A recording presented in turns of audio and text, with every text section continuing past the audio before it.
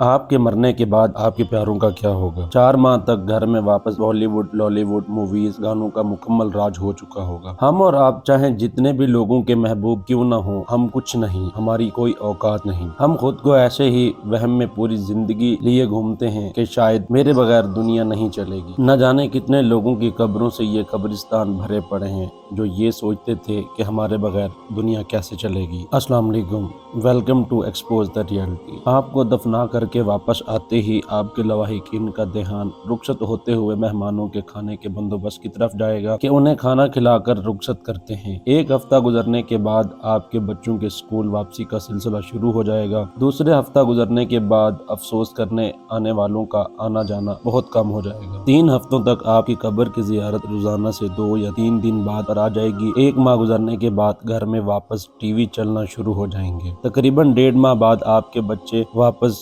फिल्मों गानों कार्टून्स की जानिब आ जाएंगे। आपकी कब्र की जियारत जुम्मा यानी 7वें दिन होने लग जाएगी। 2 माह बाद आपके घर में वैसे हंसना मुस्कुराना शुरू हो जाएगा। 4 माह बाद घर में वापस ड्रामे और फिल्में चलना स्टार्ट हो जाएंगी। मज़ाहिया बातों पर कह के गूंज रहे होंगे। 6 माह गुजरे, आपकी कब्र पर अब महीने में 1 या 2 बार चक्कर लगना शुरू हो जाएगा। 1 साल गुजरा और घर वाले सोचेंगे आज पूरा साल हो गया है। आखिरी बार कब्र पर कब गए थे, शायद 1 माह पहले। आखिरी बार दुआ कब की थी, शायद याद भी नहीं। यकीन करें, आप जितने भी तोप खान क्यों न हो, महज 1 साल में आप सूरत दहर की आयत का अमली नमूना होंगे। इंसान पर एक ऐसा दौर भी था कि वो कुछ न था। बेशक ये पैदाइश से पहले की बात है, आप इसे वफात के बाद भी सोच लें। हम और आप चाहे जितने भी लोगों के महबूब क्यों न हो, हम कुछ नहीं, हमारी कोई औकात नहीं। हम तो ऐसे ही वहम में पूरी जिंदगी लिए घूमते हैं कि शायद मेरे बगैर ये दुनिया नहीं। न जाने कितने लोगों की कब्रों से ये कब्रिस्तान भरे पड़े हैं कि जो ये सब यही सोचते थे कि मेरे बगैर दुनिया कैसे चलेगी। अरे बेवकूफ इंसान, इसीलिए तो कहा गया है कुरान मजीद में